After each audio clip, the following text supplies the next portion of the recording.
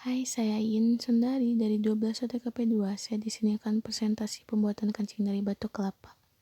Bahan-bahannya yaitu batok kelapa untuk bahan yang akan digunakan kancing, pisau untuk membersihkan lumut batok kelapa, pulpen untuk membuat pola gambar kancing, gergaji besi untuk memotong batok yang sudah dipola kancing, koas untuk menghaluskan kancing yang sudah jadi, dan bor untuk melubangi kancing.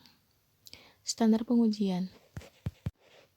Standar pengujian merupakan suatu langkah yang dilakukan dalam tahap perkembangan suatu produk kancing dari batok kelapa sebelum diproduksi dalam skala besar dan dijual.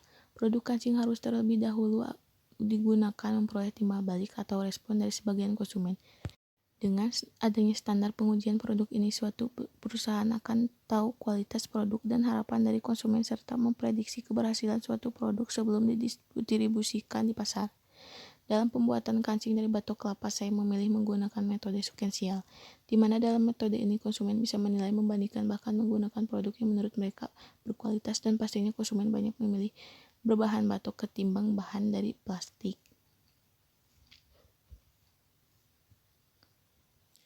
Teknik pengujian. Teknisak testing, pengujian teknis produk kerajinan dari batok kelapa mempunyai tekstur yang keras serta berbahan alami. Batok kelapa mempunyai usia efektif lama karena batok kelapa tidak akan usang dari berjamur kecuali kancing tersebut patah. Maka kancing tersebut bila tidak digunakan lagi, kancing tersebut akan menjadi limbah sampah. Tempurung kelapa yang sudah berbentuk akan pecah apabila dikerok seperti menggunakan paul atau kampak. Yang kedua, pengujian preferensi and satisfaction testing. Pengujian kepuasan kancing dari batok kelapa sangat bagus respon para konsumen terhadap kancing batok kelapa yang sangat memuaskan, karena dibanding dengan kancing yang terbuat dari plastik, batok kelapa terlihat menarik serta alami dan tidak mudah patah. Hasil laporan. Kancing baju dari batok kelapa cukup banyak digemari oleh masyarakat sebagian. Karena bahannya yang awet dan murah, batok kelapa juga yang biasanya dibuang kini banyak digunakan untuk membuat kerajinan tangan, contohnya kancing. Batok kelapa selain pembuatannya yang mudah dan tidak membutuhkan alat khusus seperti yang lainnya.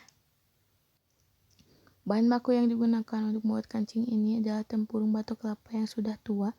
Jangan menggunakan batok kelapa yang masih muda karena akan tidak mudah rapi dan tidak bagus ketika sudah jadinya.